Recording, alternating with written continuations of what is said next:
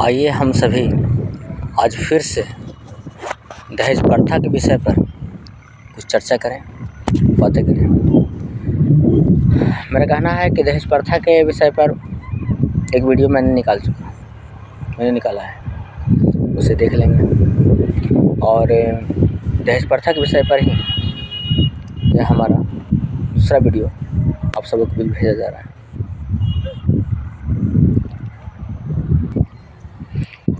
पहला वीडियो में ही हमारे द्वारा बतलाया गया है कि दहेज प्रथा हमारे लिए संकट बनकर खड़ा हो चुका है।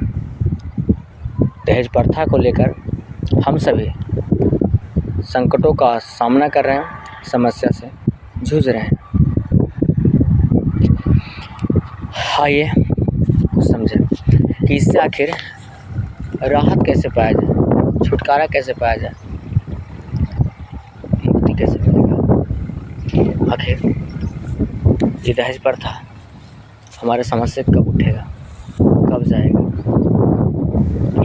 मुझे भी बताया गया है कि दहेज प्रथा हमारे सामने संकट खड़ा हुआ है, तो वो हमारे सामने नहीं आया था, हमने ही उसे बुलाया है।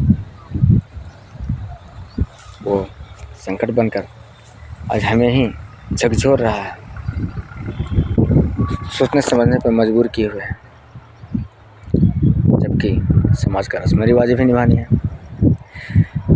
तो आइए इसका निवारण के विषय पर कुछ बात करें। इस समस्या से कैसे हल पाया जाए, इस विषय पर कुछ बात करें। तो एक समय की बात है कि हमारे यहाँ सरस्वती पूजा मन रहा था।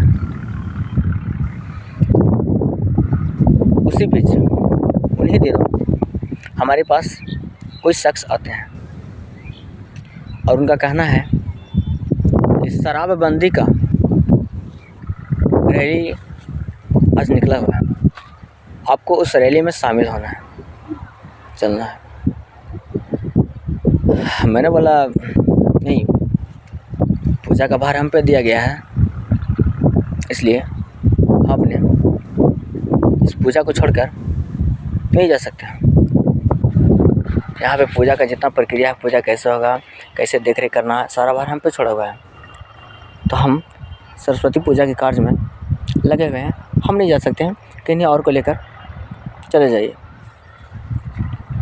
पर अब आप सबों को ये बतलाने का प्रयास कर रहा हूँ कि ठीक है, हम सभी बच्चे हैं, जो बच्चे होते हैं उन्हें सड़कों पे निकाला जाता है शराबबंदी को लेकर, कि शराब को बंद किया जाए, नारा लगाया जाए।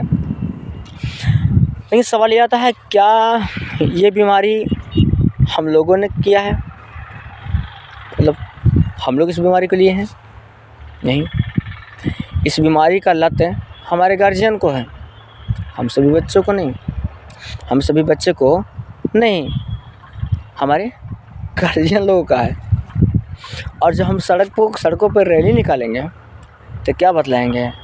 अरे जब बच्चे हम सभी गलती करें, जैसे कहीं चोरी करने जाएं, आम तोड़ना हो, किन्हीं के पेड़ पर चढ़े गए और कोई गार्जियन पकड़ लें तो मारपीट करें, तो शोभा देता है कि नहीं, वो बच्चे लोग थे, गलती के गार्जियन लोग 2-4 थप्पड़ लगा दिए।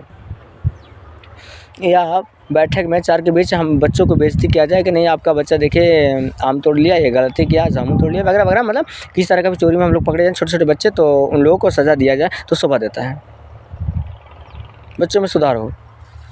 हाँ, बच्चे में सुधार होने के लिए ये दंड दिया जाए तो शोभनीय है। लेकिन गार्जियन सड़कों पे जुआ खेल रहे हैं, ताश के पत्ते पीट रहे हैं, शराब पी रहे हैं, उन लोगों को हम लोग रैली निकाल कर सुधार करें तो ये संभव है? और हम किन्हें सुधारें आखिर?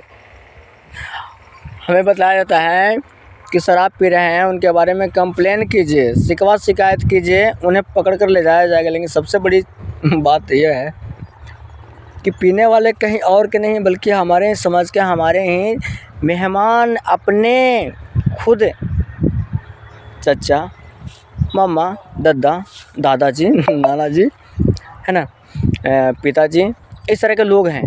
नारी जाति में भी बहुत सारे पीते हैं, नानी जी, मौसी जी, माता जी, इस तरह के लोग मतलब हमारे ही समाज में हैं। मतलब मैं अपना स्पेशल नहीं कर रहा हूँ, क्योंकि हमारे घर में नहीं है शराब, कभी भी जांचा जा सकता है कोई दिक्कत नहीं है, हमारे घर में कोई भी शराब के नशे का शिकार नहीं है। लेकिन मेरा कहना है कि हमारे घर पे नहीं, हमारे समाज में इस तरह का है। हमारे ही चाचा गांव घर के लोग होते हैं, हमारे ही गांव घर के चाचा दादा बाबा लोग होते हैं, ठीक है नहीं, लोग शराब पिया करते हैं। और हमारे ही चाचा दादा बाबा लोग होते हैं जो ताश के पत्ते पीटा करते हैं, है कि नहीं, जुआ वगैरह, गंजा वगैरह, जितना हो ना नशे वगैरह करते हैं, धूम्रपान करते हैं। और उन लोग का हम लोग छुटकारा दिलाएं बच्चे मिल कर के, तो क्या शोभा देगा? या हम लोग के कहने पर हमारे गार्जियन मानेंगे? मानने के लिए खैर मानेंगे, समझ नहीं है, लेकिन कहने का मतलब है उन लोग को अब हम लोग सिखलाने चले उल्टी, ऐसा तो नहीं लगता।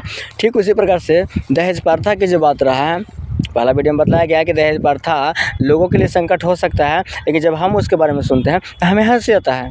हंसी आने का कारण है कि ये दहेज प्रथा जो है, ठीक है ये कष्ट साबित हो रहा है, लेकिन दहेज प्रथा को हमने ही तो आमंत्रित किया है, निमंत्रण दिया है, दहेज प्रथा तो हमने ही लागू किया है। तो इसमें संकट वाली बात कहाँ से आ गया? हमें स्वीकारना होगा, चाहे लाख संकट हो। और जब संकट सहन से ज़्यादा हो जाएगा तो हम इसका सुधार भी कर लेंगे, हम खुद ही इसका सुधार करेंगे, हमारा समाज सुधार कर लेगा इसके लिए चिंता करने की कोई बात नहीं है।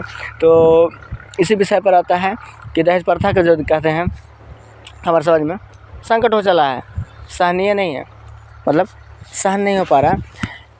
लेकिन सबसे बड़ी चीज़ है कि हम सभी यदि इस दहेज प्रथा को लेकर नारा लगाएं, जुलूस निकालें कि दहेज प्रथा बंद करो, दहेज प्रथा बंद करो, तो सवाल आता है कि दहेज प्रथा बंद करने से पहले जब हमारी खुद की शादी होती है, हमारा खुद का शादी होता है, तो हम कैसे उछाल में रहते हैं? नहीं, दहेज लेकर आना है, दहेज लेंगे। हमारे गार्जियन भी मतलब खूब जोश में रहते हैं, नहीं दहेज तो लेंगे ही लेंगे, ये ना होता है। तो उस समय हमारा ज्ञान कहाँ जाता है, हमारा अक्ल कहाँ जाता है? हमें ध्यान में नहीं रहता क्या? तो भाई दहेज प्रथा बंद करने का निश्चय मैंने किया है और ख़ुद मैं ही डिमांड कर रहा हूँ, मैं ही मांग कर रहा हूँ, ये ना हो रहा है हमारे सामने। और आखिर दहेज प्रथा गलत कैसे है? जब हमारा लड़का का बारी आता है तो हम अकड़ कर लेते हैं, दहेज प्रथा लेते हैं ना। तो जब हमारी लड़की की बारी आता है, हमारे बच्चे की बारी आता है तो देना पड़ता है, तो हम क्यों इतना कमज़ोर सबके सामने साबित करते हैं, खुद को कमज़ोर साबित करते हैं कि मैं लाचार हूँ, मैं विवश हूँ, कैसे भरपाई करूँ, कैसे पूरा करूँ, कैसे इस रस्म रिवाजों को निभाऊँ? ये ना होता है, हमारे समाज में यही हो रहा है। जब बच्चे की बारी आता है तो लोग अपने आप को लाचार साबित करते हैं। कहना उनका है कैसे रिश्ता निभाया जाए, कैसे रस्म रिवाजों को जोड़ा जाए, निभाया जाए।